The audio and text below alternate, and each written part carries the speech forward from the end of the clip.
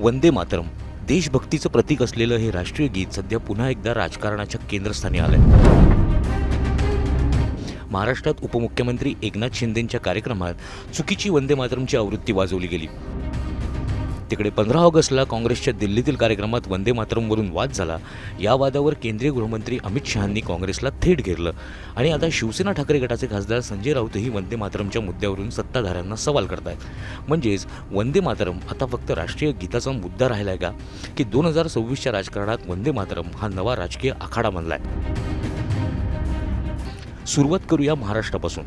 ठाण्यात एका सरकारी कार्यक्रमात वंदे मातरम वाजवण्यात आलं, पण वाजवली गेलेली आवृत्ती ही सरकारी कार्यक्रमामध्ये वापरली जाणारी अधिकृत आवृत्ती नव्हती.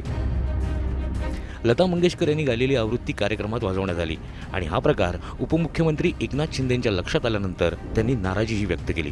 सरकारी कार्यक्रमांमध्ये अधिकृत आवृत्तीच वापरली जावी अशा सूचना त्यांनी दिल्या. दुसरीकडे 15 ऑगस्टला काँग्रेसच्या दिल्लीतील मुख्यालयात स्वातंत्र्य दिनाचा कार्यक्रम आयोजित करण्यात आला.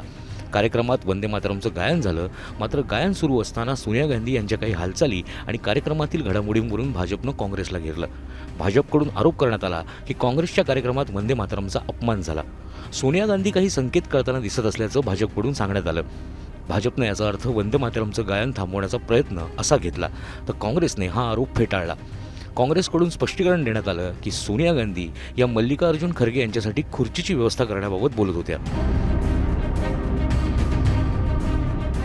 यानंतर या वादात थेट एंट्री झाली केंद्रीय गृहमंत्री अमित शहांची. अमित शहांनी काँग्रेसवर जोरदार हल्ला चढवला.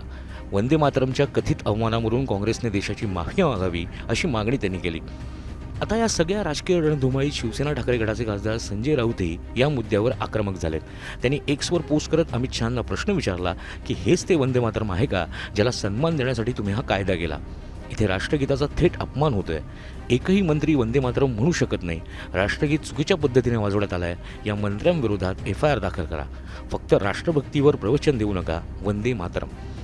आता देशभक्तीच्या प्रतीकावरून राजकीय पक्ष एकमेकांवर मात करण्याचा प्रयत्न करतायत की खरंच राष्ट्रीय गीताच्या सन्मानाचा प्रश्न आहे? 2026च्या राजकारणात वंदे मातरम हा फक्त गीताचा मुद्दा राहिलेला नाही, तो आता थेट राजकीय हत्यार बनतोय का? याच प्रश्नावरून देशाचं राजकारण पुढचे काही दिवस आणखी तापण्याची शक्यता आहे. ब्युरो रिपोर्ट, मुंबई तक.